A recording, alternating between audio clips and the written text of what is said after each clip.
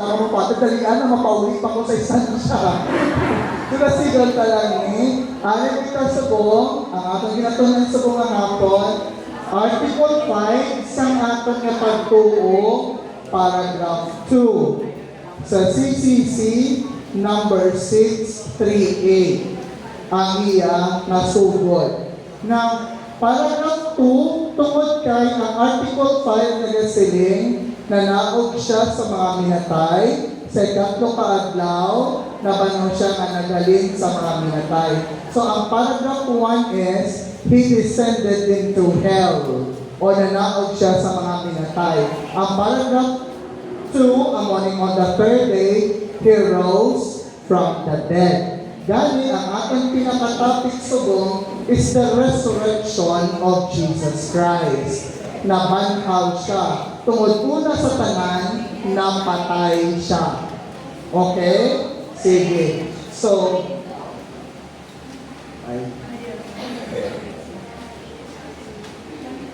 the resurrection, my dear Catechists, is the crowning truth of our faith in Christ.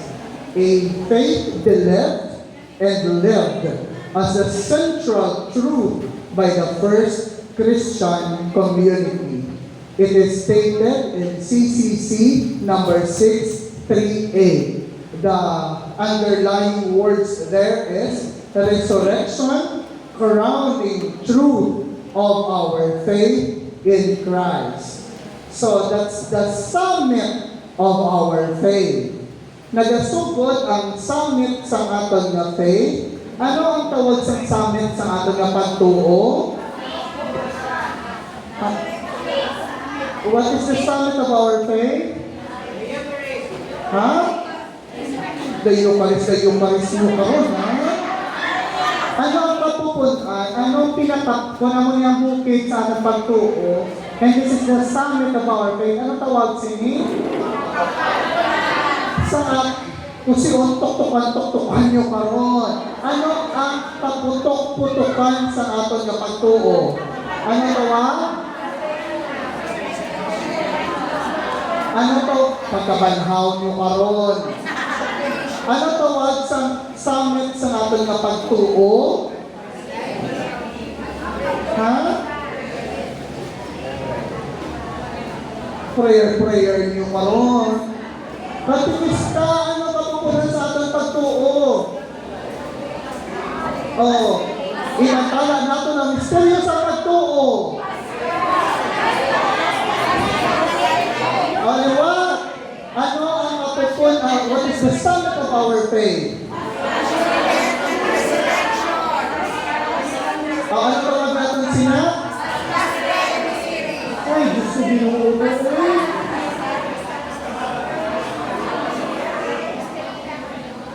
Ang Paschal Mystery natin, nagasugod sa suffering.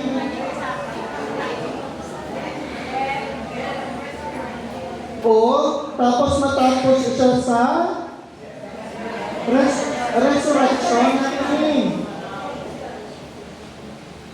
Wala niya ang Paschal Mystery, wala ni kulo sa aton nga pagtuo. Dira lang nagatanan nagalibot ang aton nga pagtuo kay Kristo sa iya Paschal Mystery, suffering, death, and resurrection.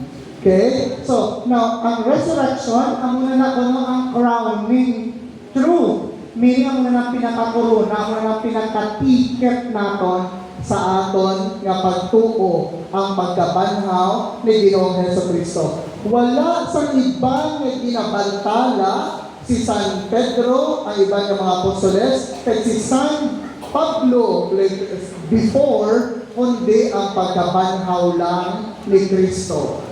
Wala sila sa ibang nga ginabantala, kundi ang pagkabanhaw lang ni Ginoong Jesucristo. Dali lang. Ano gani ang nationality ni Jesus Christ? Jew. Okay. So ang mga apostoles at the same time are Jews. Alright. Sige. So sa ilang time, sa ilang era, nagatuo pas ang mga Jews ano ala ginatuuhan gani? Ano gani nila ginatun? Ano gani ginatun-an nila? Ano ang basis ng ilang ano gani? Ano gani? Ano man ang basis ng ilang pagtuo? Ano gani ang basis ng ilang pagtuo?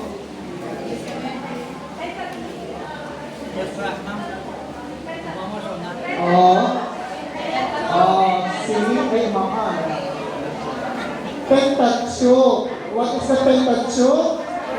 Five first books of the Bible. Genesis,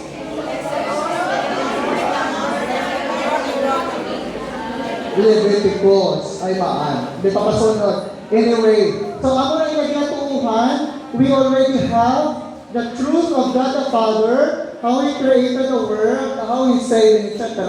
Pero ano ang pinakapapupunan sa Pentateuch? Resurrection. That's why, ang ginapokusan na sa pagkong Santa Iglesia, namang Kristiyana, hindi na Hebrew, hindi na Judaism, amo ang central truth sa pagkabanhaw ni Kristo. Now, ang iyang pagkabanhaw signifies 2 points. 1. Christ's words and teachings are confirmed. Ang iyang pagkabanhaw halin sa minatay, nagapahayag na ang tanan na ginbuhat kalimit lang kagintudlo ni Kristo at tanan matuod kaghalin sa Ginoo. That's the first reality or significance sa iyang pagkabanhaw. Na-confirm na tanan na kinatudlo niya nga walang kinapatingan before sa iban, matuod tungod kay nabanhaw siya. Ikaduha, si Kristo nagbukas para sa aton sang bag-o nga kabuhi. May pag-una nga meaning kag purpose ang aton nga kabuhi sang banhaw si Ginoong Hesukristo. Life is far different. Halin sa una hasta sa pagkabanhaw ni Ginoong Hesukristo. Lain na ang purpose kag ang meaning sa aton kabuhi sang nabanhaw si Ginoong Hesukristo. May madalong na nakahulugan ang aton kabuhi sang nabanhaw siya. Amo na pinaka-importante nga duha ka significance sang pagkabanhaw ni Kristo na confirm nga matuod siya nga halin sa Dios kay kaduha ginatagan niya kita sa bag-o nga kabuhi. Ari, ang hangpal ni San Pablo sa sulat sa mga taga-Corinto kapitulo 15 versikulo 14, if Christ has not been raised, then our preaching is in vain and your faith is in vain. Wahay pulos kung si Kristo wala mabanhaw. Kaya kapupunan kaya prohiba lang sa atong pagtuo nga si Jesus matuod nga napatay pero tapos ang tatlo kaadlaw nabanhaw siya. The resurrection above all constitutes the confirmation of all Christ's words and teachings. Amo na ako explain kanina. All truths, even those most inaccessible to human reason, find their justification if Christ, by His resurrection, has given the definitive proof of His divine authority which He had promised. CCC 651. So, kapag diri, ang resurrection ko ni Jesus Christ, naghatag sa aton agutong ang ma-justify kita. Sa aton nga pagtuo, when you say justification, ano ganibot, silingon? Ha? Kung magabatangan na justify or justification, ano ganibot, silingon? Hindi pangatudan. gintinluan. Both Protestants and Catholics believe on justification by the name and the work of Jesus Christ. Nagapati kita. Galing ang mula na ila, as lang sila sa justification. That's why, ang ilang hambal, claim Jesus Christ as your personal Savior and Lord, and you will be saved because of justification. Nga para sa ila kung claim kay ginapatihan mo si Jesus Christ, mahugasan na imo makalag sa sala kag maluwas ka na. Pero sa aton, hindi amo na. Yes, we are being justified by the blood of Jesus Christ. Kaya sa iyang pagkabanhaw, madalaman kita sa pagkabanhaw, pero ugali, it should be coupled by good action. Kaya hambal ni San Pablo, a faith without action is a dead faith. Ang pagtuo na wala sa maayong nga buhat, isa kapatay na pagtuo. Pero, importante na dapat justify kita ni Jesus Christ. So, it is Jesus Christ that justifies us from injustice because of sin into justice. Nga pwede na kita mahatagan sa kabuhi nga wala sin katapusan. So, ano ang maka-justify sa aton?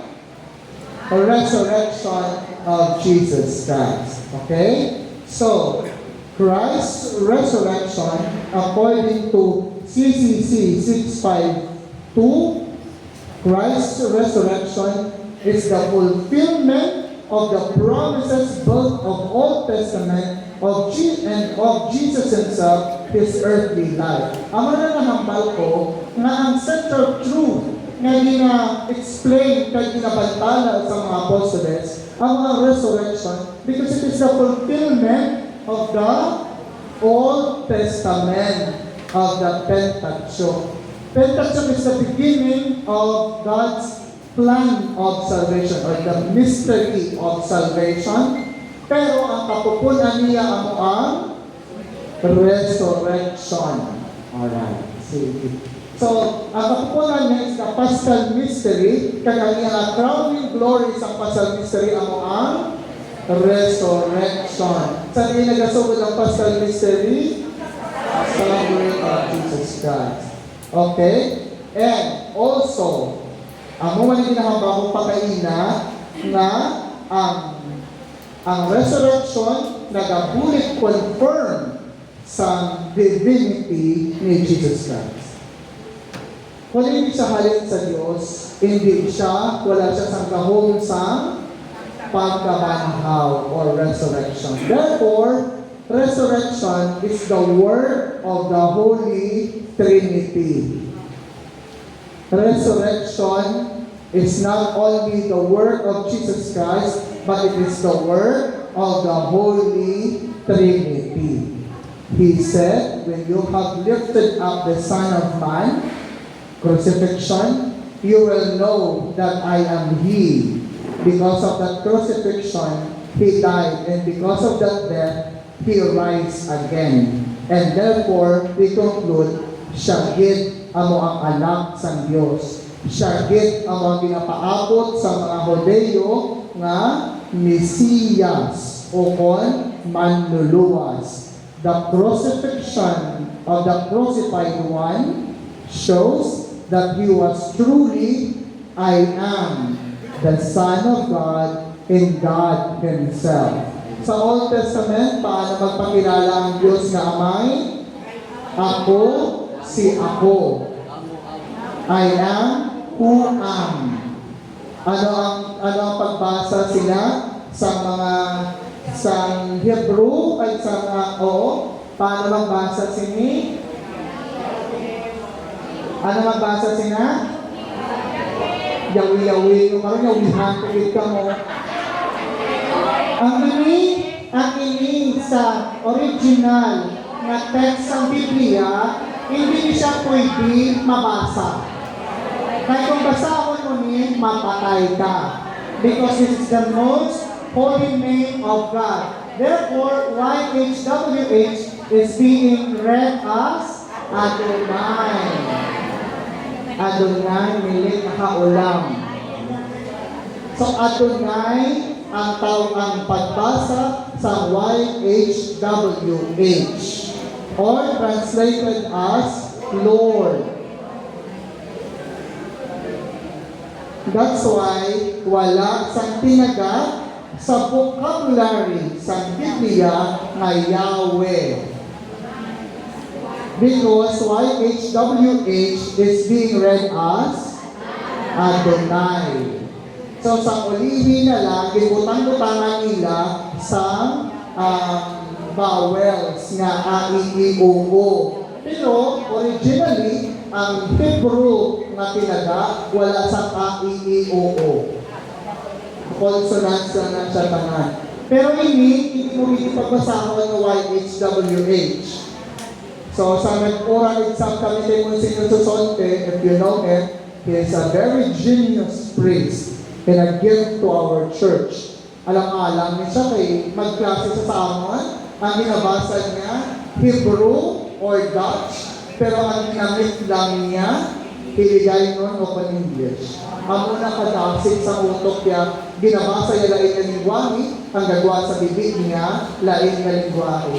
So, oral exam kami sa iya, ang amon niya subject, Hebrew. So, mabasa ikaw, kani-analyze mo ang word. Hambal sa classmate ko, basa na sa, no? Nakalagpot na sa tinaga, na YHWH. Sila, you know, sakto sa rin mo sinira sa sabi niya, pagwakaw sa layo sa hindi na pwede. So, Adonai, pagkita mo sa ano nga, dapat Adonai na dayon mo nga basa. So, that's why ang Yahweh is a wrong interpretation. So, dapat wala kita gagamit sa Yahweh. So, wala kita dapat gagamit sa Yehovah. Kaya Yehovah, alin na nasa sa YHWH. So, sa alam pa lang sa ilang religion, sa lang. So, wala siya. Okay? Sige. Now, the Paschal Mystery, the Paschal Mystery has two aspects. By His death, suffering and death, Christ liberates us from sin. By His resurrection, He opens for us the new way to a new life. So, Paschal Mystery, may dua ka aspect, death and resurrection. Ang death, ang nag-justify sa aton sa sin, liberates us from sin gali, and then resurrection opens us for the way to a new life. This new life, is above all justification that reinstates us in God's grace. Ang nakaba ko na from injustice because of sin, nagkatong sa justice, na reinstate kita, nabalik kita sa grasya sa mahal na Diyos. Justification consists in both victory over death caused by sin and a new participation sa grace, sa grasya. So, ang ira natin subong, sa di na kita nag-participate sa resurrection ni Jesus Christ. Okay? By justification. Kaya pa? Kaya. Alright. Sige. So, amo niya ang kaimportante sa pagkamanhaw ni Ginoong Jesucristo. Tungod dira na tayo kita sa bagong kabuhi na liberate kita sa kasalanan and at the same time nahatagan kag na panagam sa man nato ang kapupunan sa plano sa kaluwasan sa mahal na Diyos na mo ang bago nga kabuhi after kita mapatay. Kaya mo na ang resurrection. The event of resurrection is both historical and transcendent. Historical, both silingon, based on facts, events, my person, my time, my place. So ang resurrection is historical, at the same time, transcendent. When you say transcendent or transcendence, it goes beyond the capacity of the human mind to understand. Hindi iya mag-grasp. Tungkol kay ang transcendent is beyond time and space. So, ang event o kung natabo nga resurrection, pariho nga historical, natabo siya nga tutuod, at the same time transcendent, hindi siya man ma-explain. Ano ang historical side sa resurrection? CCC 639. The mystery of Christ's resurrection is a real event with manifestations that were historically verified. So historical siya, pwede siya ma-verify by facts, by event. So ano ini nga mga facts? Number one is empty tomb is the first element we encounter in Easter. So CCC 640. So historical fact, damo-damo sa sulat nga nagasilig nga after 3 days ang lulubngan ni Jesus Christ wala na sa unod. It's empty. Amo yung beginning sa aton Easter season, sa aton celebration sa iyang pagkabanaw. And Jesus appeared first to women, then Peter. Kaya sino sa una nagpakita? Kay Magdalene. And then the linen cloth lying there. Sorry, thank you. The linen cloth lying there. Istoryahan na parang lying, ang linen cloth lying there. So historical na sila tanan nga na-verify tungod kay may nag-a-attest. Okay? And then, of course, sa na banhaw na si Kristo, nagpakita siya sa mga apostoles. Nagtandogid siya, nagkaon-upod sa ila, and nag-establish siya sa direct contract with his disciples. Thus, he is not a ghost. He bears the same body, tortured and crucified. Di ba la? Hindi siya ghost. Dalay ka pang lawas. Kaya ang balya kay Tomas, itabot na ganun mo nga mga tudlo, kag igulo sa pagkilid, kag tawang ako nga mga kamoting mga tiil, kay may agi pa sa lansa. Therefore, God, the resurrection of Jesus Christ is historical. It's not only a transcendent, but may facts siya and natabo siya tuod sa human history. Okay? Tapos nagkaon siya, di ba? Pagka ginabalan niya, kadto ka mo, mabalan niya, si Mary Magdalene, kadto ka mo to sa Galilea. Kaya dito ako una makikita sa ako ng mga apostoles. So nagpanagat sila, tapos sa balik ni Jesus Christ, may kuha ka mo, waay. So iaboy nyo sa tuo, no, ginaboy nila sa tuo ang lambat, napuno gid. Kagdamuda mo ang lamba, ang bilang nakuha nga isda. So, tapos sa gabat si Jesus nga dalagin, masumba kita kay mamahaw kita. See? Tuod gid si Jesus Christ after sa iyang pagkabanahan.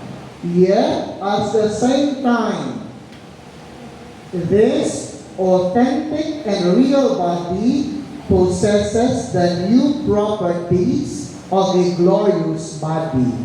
So, hindi na siya ordinaryo na lang nga lawas, kundi new state na.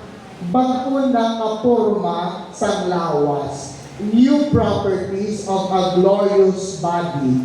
Kaya sino na nga body ang gina-embody or ang forma ni Jesus Christ? Na iyan na resurrected, therefore iyan na sang Diyos. Divine na. Gin-transform niya na ang iya human body into a glorious body or divine body. Hindi na siya ordinaryo or ano lang na body sa tao, kundi glorious body. Divine body na siya. So, the new properties of a glorious body is, amo na siya, not limited and space and time anymore. That's why, ang resurrected na Jesus Christ, kung di niya gusto mag-appear, pwede siya. Tungod kay glorious man, hindi na limited sa space, sa time, ang iyang alawas. That's why, bisan ang pagpakita, ito wala? Nagapanrangka sila tanan, sarado, pero naglusot siya nagpakita because ang glorious body or divine body of our resurrected Christ is not limited to space and time. Okay? Clear? And no longer confined on earth. Meaning, hindi na, wala na siyang element sa kalibutan. Di ba lang ang element sa kalibutan talang are dispensable. Meaning, nagkakabigla siya. Nagkakadunot, nagka-change. For example, atong lawas, subong. Di ba lang? Madunot ni. Kaya originally, it is made of? Akala naman, pakaon. Ha? Duta. Di na ito may tindihan na kung mapatay ka, ay mo lawas, nagaduta. Tungkol originally, kinobra ka sa Diyos sa lupa. Oh, tapos timo-timo yung lupa, tapos ginoy pa niya sa ginuo nyo karon kung ginawa. Ginhawa nga? Ano ang ginhawa? Ano ang ginuyok niya? Breath that gives life. O kon, hangin, o maginhawa na nagahatag sa kabuhi. Ano ina sa Hebrew ang hangin na nagahatag sa kabuhi? Ruwa. Kapila ko na na-discuss no, ruwa. Na kung i-translate mo, spirit. So, meaning, ginhuipan ka sa Diyos. Amo na ang balbo, ang science, hindi sila kapinpoint kung saan ugin nagsugod ang kabuhi. Kita yung mga katoliko, ginatuuhan tayo, kapalutan kung saan moment na nagpanaog ang Diyos, kag naghuyok sa hangin na nagahatag sa kabuhi. Mga mag-asawa, hindi lang tamo ang nag-aubra sa bata. Kaya bisan ano nila kabika, bisan ano nila kaligid, bisan adlaw kagabi ang inyong arado, kung hindi manaog ang Diyos at maghuyog sa hangin na nagahatag sa kabuhi, wala ka mo sing may maporma nga kabuhi. That's why wala sa aksidente nga bata.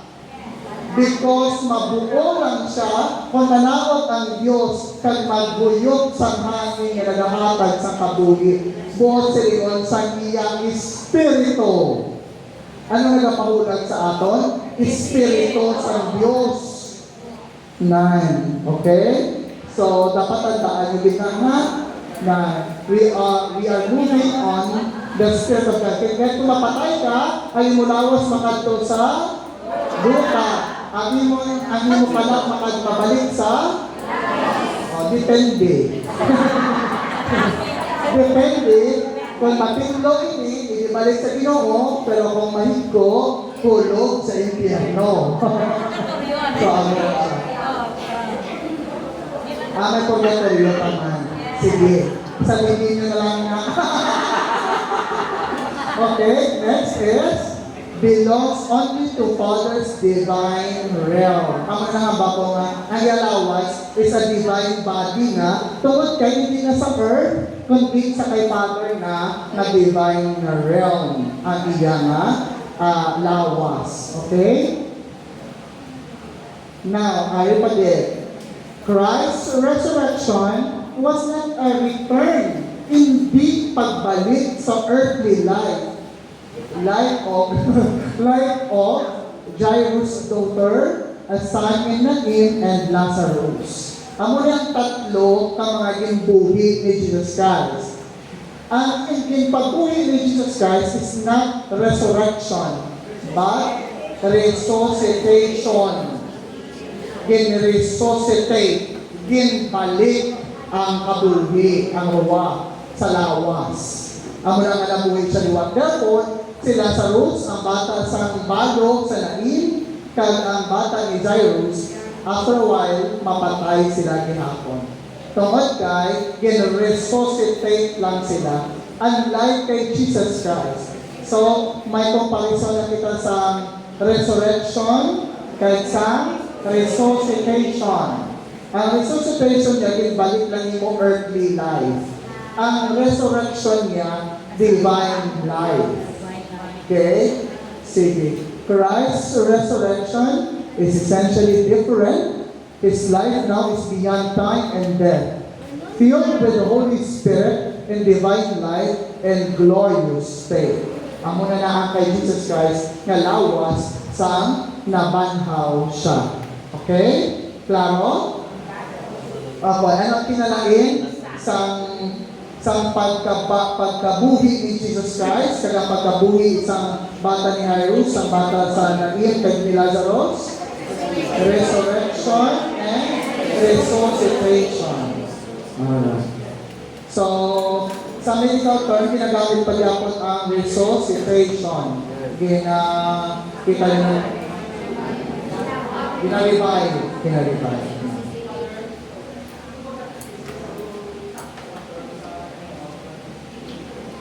Resuscitation din, wala man kita iba na other term.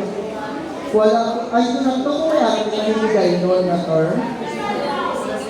No!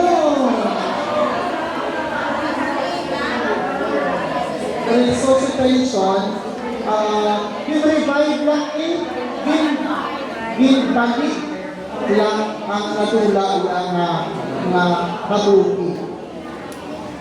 Ginbalik ang iyang tawhanon nga kabuhi. Importante ang tawhanon nga kabuhi sa resuscitation. Kaya or else, so hindi ka magambal tawhanon nga kabuhi basi divine state ng kabuhian niya. So hindi na resuscitation, kundi resurrection na. Pagkabanhaw, delikado pa. Kaya ang banhaw is resurrection, which is divine state. Kaya sa sumungation, si Jesus Christ lang ang nabanhaw. So, dali lang. Saan mo kita yung mabanhaw?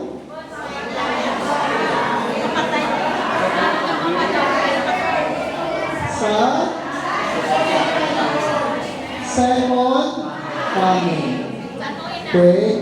Kahit sa aton deposit of faith, sa aton articles na gasilingman, magabalik sa liwat, sa paghukom, sa mga buhi, at sa mga nagatay. Sumong, kung ma-dedo kita, separated ang lawas at ang tagal. So, that's why, importante din nga malubong kita sa patio. Because it is being taught that kung mabalik si Jesus Christ, tawag niya kita liwat, dira sa balaan nga lugar sa patio. So, ang mga gani, supposedly dapat ang cremation, dahil lang nga, klaro mo na pa, before, di na-discourage din ang cremation. But because of the scientific evolvement, nag-evolve man ang scientific kag ang realidad, give-permit sa simbahan ang cremation. Pero dapat ang cremated ash, we should give it reverence with the same as of the body. Kung ano ang ating pagkabot, kag proseso sa lawas, dapat ano man ang proseso sa abo. O kung sa, ay iban niya, ay abog yung tunga nila. Ang iban ato sa Amerika, ang iban na sa Pilipinas, ang iban ato sa Japan. Pink. Yeah. Ang iban, ginawasan sa Pacific Ocean, ang iban sa may suba. No? So, ipili natin, ang ilang problema, ipili natin ina sa grasya sa mahal na Diyos. Like for example, ang iba niya, kaya wala sila nagapati, like Japan, Chinese, wala sila nagapati sa resurrection, etc. Na taugol pagaling kita, mabuhi pagaling kita liwat. So, depende na sa grasya sa mahal na Diyos. Iyan na lang problema, hindi na lang aton. Ang aton nga is, kung mapatay kita, dapat siguraduhin natin na malubog kita sa patio. Kaya sa patio kita, tawgon sa Diyos. Ano na, ay importante ang patio. Kung manotis sa tagaputotan, isa sa pinakadako na effort namon subong sa parokya, gina-maintain, gina-elevate, gina-patio. Tungkol ka klaro sa amon, nga pari, nga kung ano ang dignidad sa simbahan, kung ano kabalaan sa simbahan, amo man kabalaan ang patio. Equal na ang dignity sa simbahan kaysa patio, kaya dapat gina-maintain, ginatapot, kaya ginaprotektahan kagit ang patio. Take note, ang tanan nga kalag na makasulod sa langit ginatawag na kita mo lang, wala pa kasabat tayo.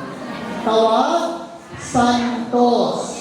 Therefore, may tendency kay may dako na posibilidad nga sa inyo patio may mga santos na. Ang ilang mga tulan arat na gani dapat ginatahod ka. Kung anong pagtahod naton sa remains ni St. Teresa of the Child Jesus, ni Padre Pio, or whatever, dapat amo man ang pagtahod naton sa aton patio. Kaya may posibilidad nga may arat nila ka mga santo. Klaro? Sige. So, at this time sa atin, mag-differentiate natin ang resuscitation kag ang pagkabanhaw o resurrection. So, there, again, ang proof lang na si Jesus Christ is historically resurrected. Now, and transcendental. Yes, na-explain natin. But no one was an eyewitness to Christ's resurrection. And no evangelist described it. And no one can say how it came about physically. Wala takabalo. Kay pag-abot ang bisang babayi ni Magdalena, napaligid na ang bato. Kaya nakita yan na lang na wala na. So therefore, wala sang eyewitness yet. Do pa yung wala sang ulod nga nahimo nga butterfly. At least ma-witness nato kung paano mag-crack ang ulod kag magwa siya ang kukul. No, paano sa magwa kag maglupad. Pero sa kay Jesus Christ, wala kita sang eyewitness kung paano nahimo ang iya nga pagkabanhaw liwat.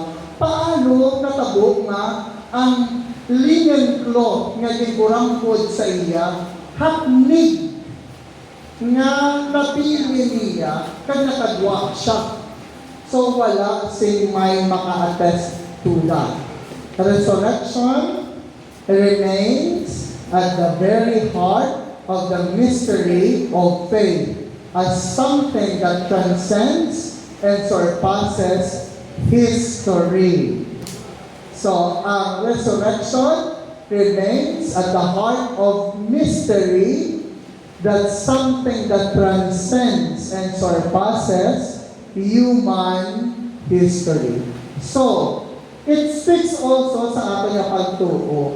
Therefore, kung ang crowning glory sa ating pagtuo ang resurrection, which is both historical and transcendental, meaning mysterious, ang atong pagtungo man sa mga na Diyos, duwa man, historical and mysterious.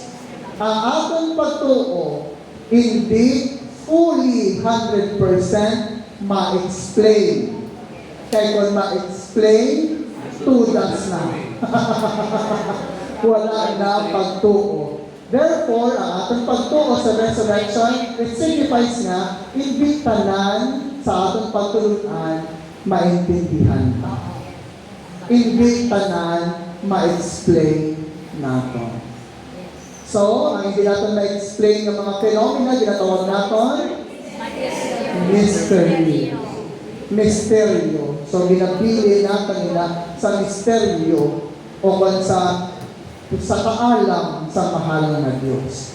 This is why the risen Christ does not reveal Himself to the world, but to His disciples. Wala yan din pa sayang-sayang dahil iya kaugalingon. Ginpili ka lang kung sino iya i-reveal. Because nag-signify man, because He is mysterious.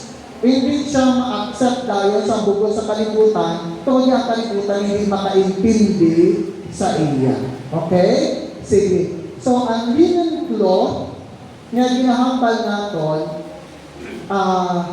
amo ito ang pinakadako, hindi lang ang empty tomb, kundi ang linen mismo. Amo ito ang nag-signify, nga hindi siya ginhimo-himo lang ang istorya.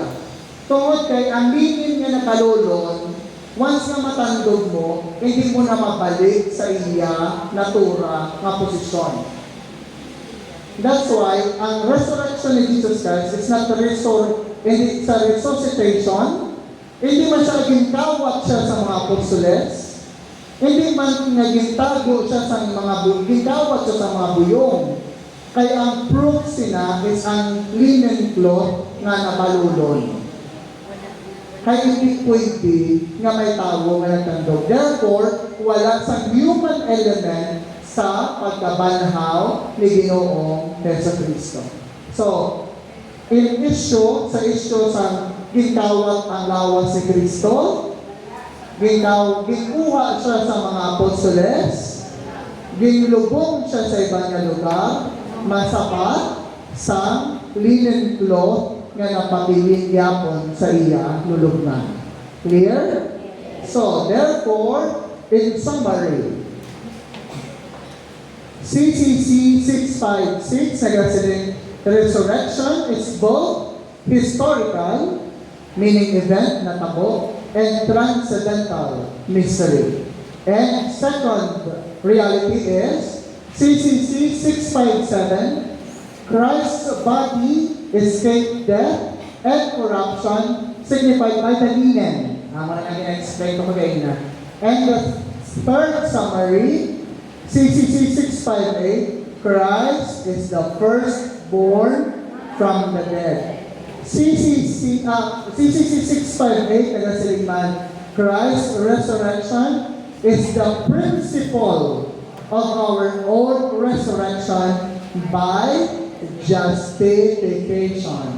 So, amo na ka-importante ang resurrection ni Jesus Christ para sa aton, tungod kay kung na-resurrect si Jesus Christ, pwede man kita ma-resurrect.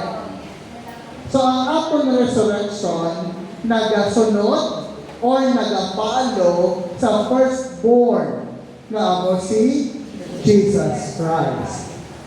Okay? So, ang aton pagkabanhaw sa diin ng Sunday, sa pagkabanhaw ni Kristo. Mabanhaw lang ba lang kita sa aton kaugalingon? Hindi. Kundi, nagapalo kita sa kay Jesus Christ. So, si Jesus Christ, ang iyang alawas nga nabanhaw, naka-escape sa corruption, kag sa tandog sa participation sa tao, signified by the linen. Alright. The resurrection of Jesus Christ, pareho man sa aton nga pagtuo, is both historical and transcendent. Both history and mystery. Okay? Alright. Clara man? Actually, that ends my topic this afternoon. Is there any question na gusto ninyo ipamangkot? Yes, sir. Ma'am? Ano yun sa'yo? Ay, sir.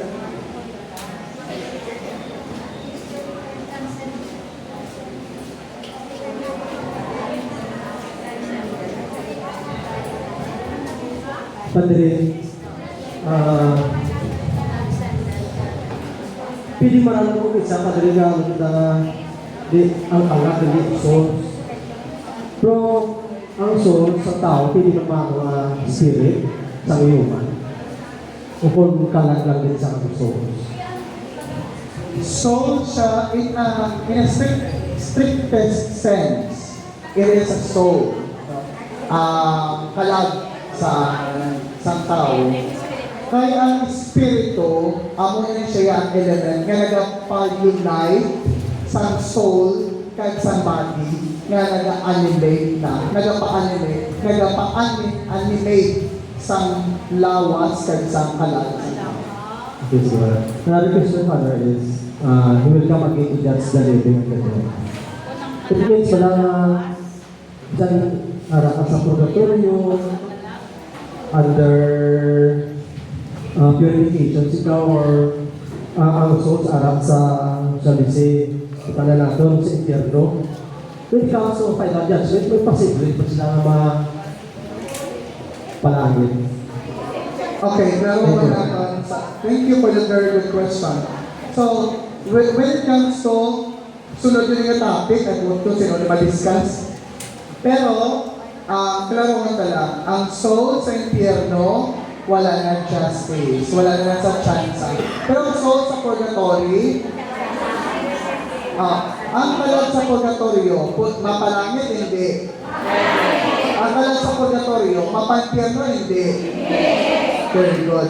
So, hindi na magpa-impyerno ang kalag sa purgatorio. Mapalangit na siya. Ma-justify na siya ni Jesus Christ. Pero time will come, especially for the living, kung mag-abot si Jesus Christ na matabuan na patay, na buhay kita, we will be judged. So, painon ang kanding sa kanero. Ganito na itsura mo subong daw kanding, puro maligo ka na. So, kung buhay ka, dila kay judge ang Diyos according sa iyong work. Godly bala or ungodly. So, depende sa iyong mercy. Okay? Klaro? Can answer your question, sir? Isa lang. Ang tao ba dapat kung mamatay, immediately may judgment tayo ng mga Personal judgment sa iya. Kung saliin siya makadto for that particular moment. Either mapa-impyerno siya, or mapurgatorio, or ma-share na siya sa heavenly place in heaven. May araw ba makadirik ka sa langit kung mapatay, subong ng mga tao? Yeah, pwede ba direksyon siya sa langit? Kung pinlogit siya, for example, naka-confess siya, nabagdisan siya, naka-receive siya sa body ni Jesus Christ, etc. Kag-ready siya, matagamit din siya. So those one paths ang dito na sa purgatorio, sa langit, hindi, pasitan kami, hindi na po siya i-judge. Maupod sila di ako. Kaya ba manaot pa kita, kay kuhaon na to, nang ginbili na to, amo na nabilin ta sa cemeteryo. Kay ma-unite siya, and then masaka, i-convert siya into divine state. So kung kalag lang ibalaan nagsaka sa langit, like Jesus Christ, ma-resurrect kita liwa. Tawgon liwa ang atong lawas sa kalag. Amo na importante, dapat sa universal na judgment, dapat amo na ang bato malubong kagid sa patio. Kay ma-resurrect ka pa liwa. Thank you, Pat. Salamat po. Madula na ang kalibutan, kay mabalik na ang Garden of Eden. Father, in connection with that, ang mulag na ng kingdom of God on earth, as in the Our Father, they will Yes. be done on earth as it is in heaven. Thy kingdom come. The kingdom come, that will be. So there will be the earth will be then like heaven. New heaven siya, yes. Madula na ang kalibutan nun, matranscend na kanan into heavenly realm, in the Father's divine realm na ang kanan sa second coming. That's why hindi ka manakulba kung second coming, kay heaven already ka. Ang iba niya, mga masagot kami na nagpinanago sila ina. So dapat, kung sagot kami, hindi na makulbaan. Kay heaven na. Hopefully, I answer your question. Yes, ma'am.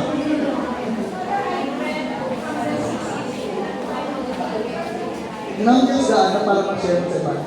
So when the person dies, the soul departs from the mortal body and meets with God. So, Correct. yes. So it's automatic, Father, that when the soul departs from our mortal body, it meets with God. Ha? It's automatic. Nga? It's immediate. Yes. Mag-aatubang ka automatic sa personal na judgment sa Diyos sa imo in that particular na kamatayan So niya. that's where purgatory and And hell and heaven comes. thank you, Father. That's why importante aton pangati sa patay.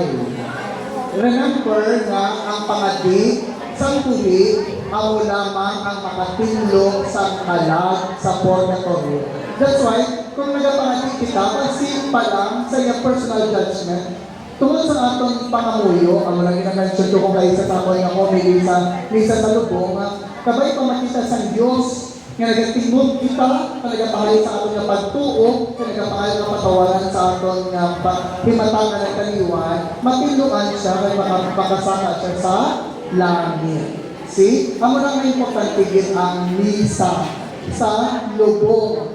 Tungod kay the highest form of prayer is Eucharist. And the Eucharist or the prayer is the only means sa pagpanilo sa kalag at ito ma-purify siya worthy of heaven. Yes, ma'am.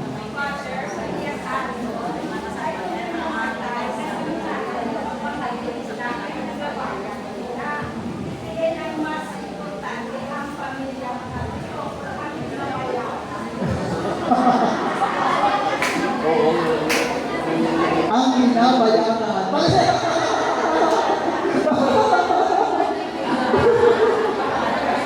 I really, sorry mga, but I really hate that question. Because it involves money. Pero, dapat ang una nila ng mga dapat ang pamilya. Oo. Tapos, kung ka mo man yung katikista, hindi ka mo magpabayad.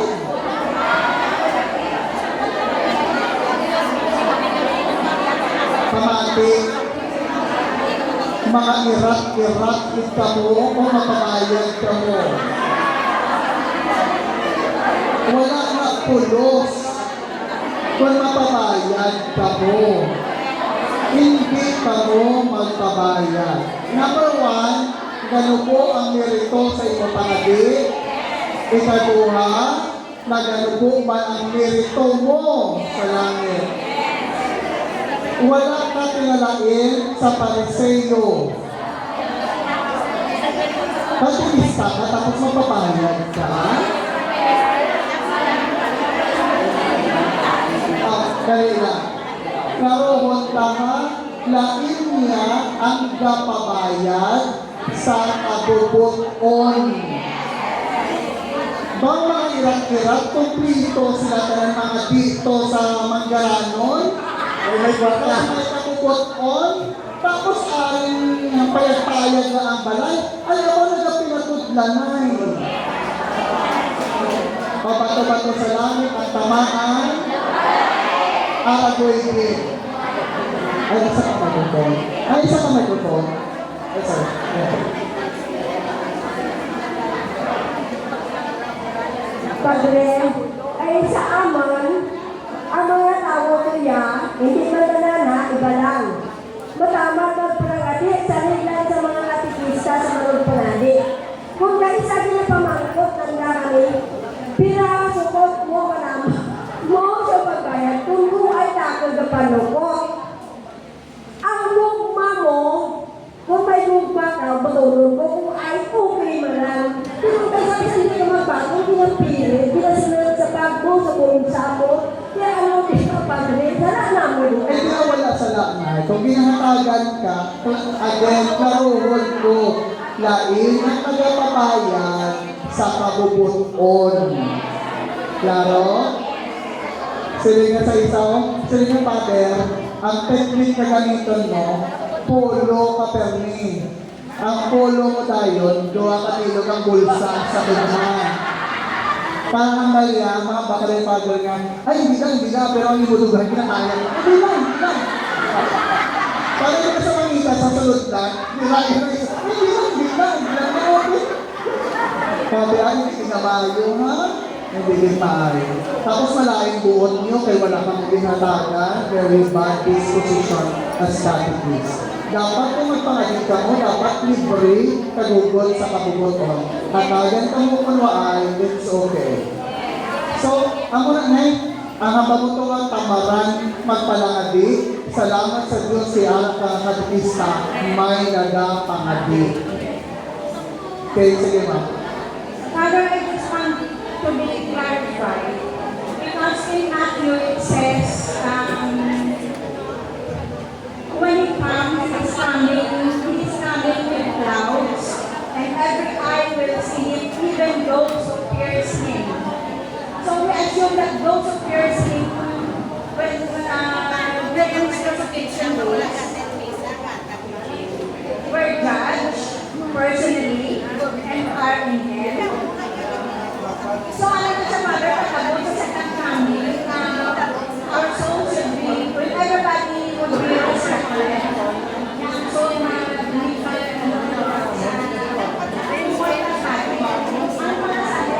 sa purgatory,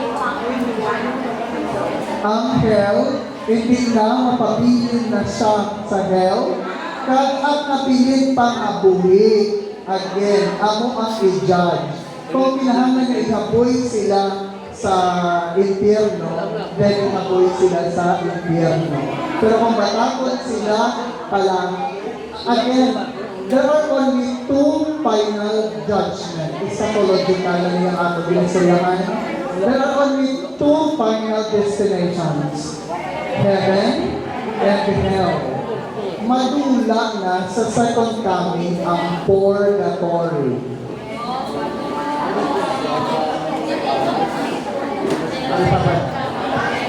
Father, another clarification ito mga po.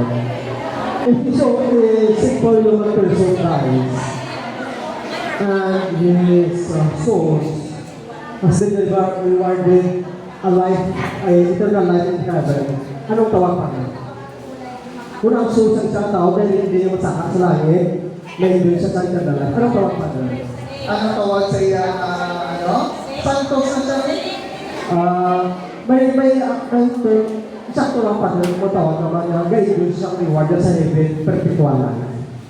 Pwede, perpetual. Ano ba nagyamon? Eternal life, perpetual life. Eternal is ang synonym niya is perpetual. Thank you, Father. Pero pag-iklaroon natin ang tanan nga nagkasulod sa langit nga talag, recognized by the church or not, is Santos. Na-discuss na later, before. Anong tawag sa process para ma-recognize ang simbahan ni Santos? Canonization. Padre, Yes, ma'am. namakot na ako pansin ang isa na tao na napatay, no?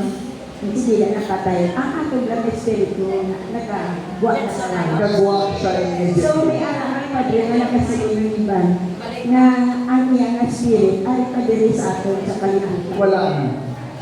Kaya naman kasi mo, nabatyagan, kung mo mo nabatyagan, yung alit, So, Mga ano na siya, mga superstitious belief na siya. Kapag pa isang, pakita ng mga alibangbang to sa naman siya, hindi pa si Panggal yung kapala. Pati ang mga kung ano-ano, to ang Panginoon. Father, it is spirit, Father, the spirit, it's our souls, right? Not the spirit, sister, ang gagawa sa lahat sa tao, mapatay yung spirit, but souls. So, klaro na ha, nag-direksyon ang saya for a personal, particular judgment. Okay? So, hindi pa universal, but particular na judgment. Klaro ha? Ordinary question. What is the relationship of the golden ring cloth to the shroud of Turin? Ang Shroud of Turin, ang historical siya yan, no, nakitaan kabayo. Pero hindi ko kabalo kung ano yung connection din. Pero galing ang Shroud of Turin, daw miraculously lang ang iyang itsura nag-defect git sang nawog sang tao nga ginlan sa cross. Wala isang connection actually sa linen. Kaya ang linen nga nabalulon actually is hindi siya isa kabuo nga tela. Ang Shroud of Turin buo nga tela. So, ang miraculous ng gira is kung ano ang apparitions, personal na mga private apparitions of Jesus Christ that depicts His crucifixion kaya niya nga lawas nagaparibogit sa Shroud of Turin. For example, even ang relationship sa Shroud of Turin kay sa Eucharistic miracles nagatugma isa lang. For example, ang blood of tithe na makita sa Shroud of Turin is the same blood tithe sa Eucharistic miracles. Yeah.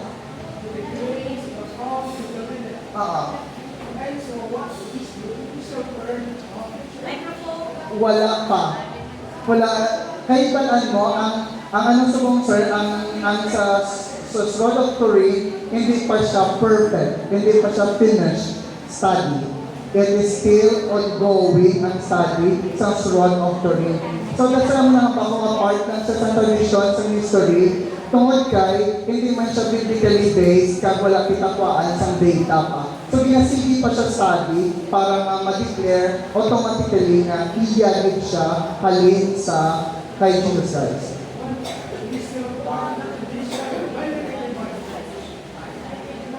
Venerated, yes. Thank you for using the right term, venerated. Okay, good afternoon, Father. Ito lang last na pamangkot, Father. Bali, may ito lang, Father, the question. Correct na ipahin mo for clarification, magiging nung kay part makakong pagtuon. Ang sa John chapter 11, verse 11, kay Lazarus, chapter 9, verse 24, sa bata, sa pinunod sa Hudyo. Nga ang gingamit dira, Father, nga balantaman na napatay sa danong, nga ang gingamit ng Kristo is nagakatulog lang. Inabalabot ang balot tungod kay ang Diyos balad sa mga buhi. Walang personal question. Ay kadawa ko mga question, Father, is it wrong to say balang, like for example, abi, no? Kay ako abi na nakapangamuyag na kami sa mga patay, bala. Minsan nagagamit kami kailang gospel about sa pagkabanaw kay Lazaro, about sa itong sanayin na ito. Kaya ang ginagamit nila naman kung isang term balang amo na no, ginbuhay sa Kristo. So, like for example, nagkabalabit ko nga ginbanhaw, is it wrong to say balas na? Kung wrong ginban, consider na sa ano? Oo. Okay lang, Father. Okay lang na ako nga i-correct ko may sa laking man. Sama na lang ako ng question, Father. Two questions.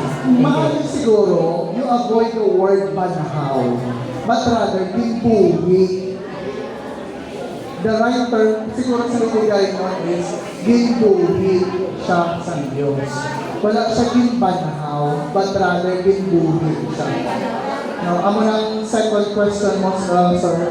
So, mas maayo, i-avoid mo ang word na banhaw because it is only intended for Jesus Christ's resurrection. Kag, ang gamiton nila naman ng ginbuhi ni Jesus. Signifies nga si Kristo, kung ano man ang matandog ni Kristo, nagkakabuhi. Because He is a God of life. So, wala si Jesus Christ, ang Diyos, klaro, wala nagtugas sa kamatayon.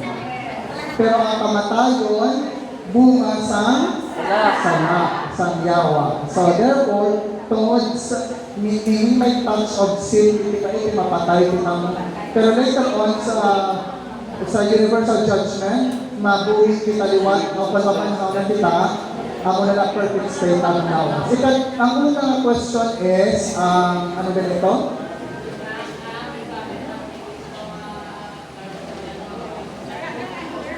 nagkakatulog siya. Nagkakatulog lang siya. Sa bata ni Jairus, nagkakatulog. At sa patay, wala. Sa kay Jairus na I think, nagamit siya sa nagkakatulog. Pero kay Jairus daw wala siya nagambang nakambal siya.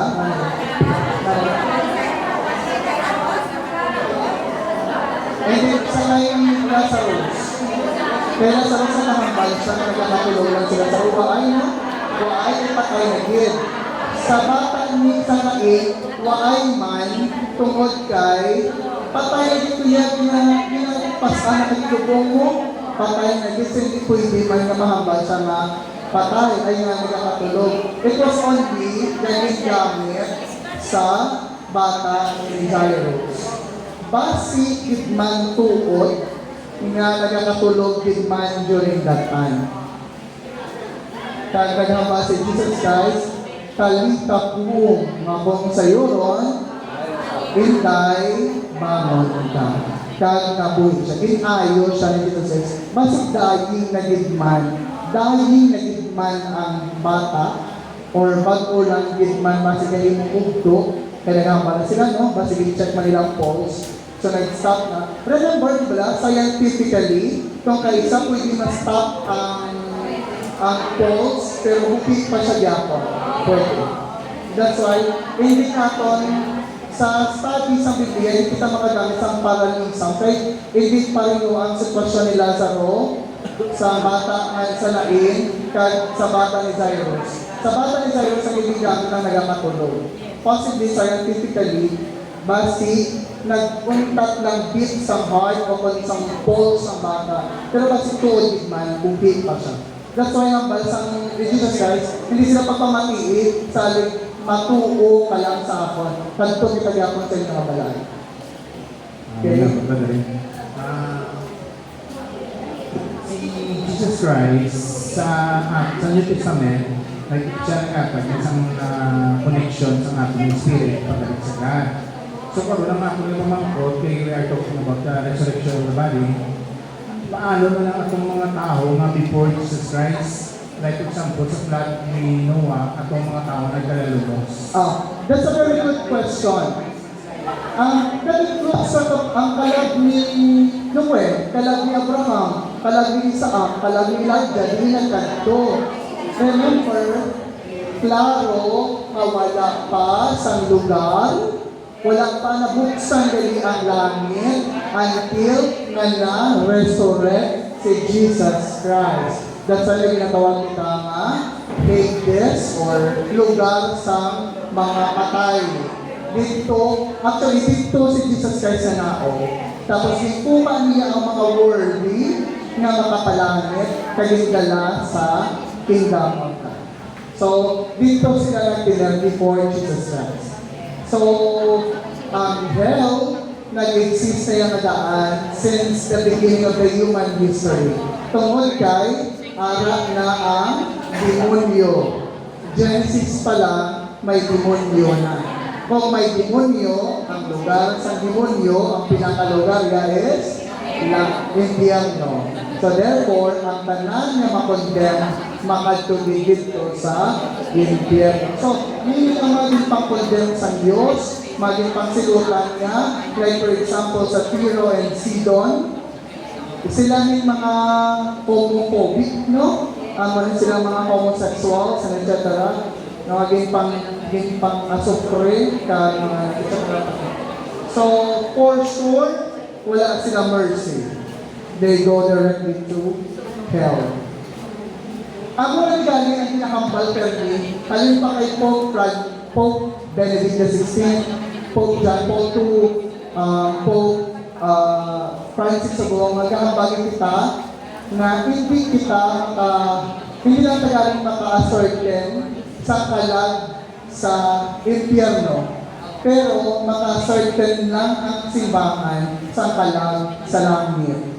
Kaya maka-over sa miracle. That's why hindi kita maka-judge particularly, ngayon siya, mapa-impyerno, ikinsa, Kay man wala minsan na nakasal sa iyang amana, napatay lang siya, hindi kakambal sila.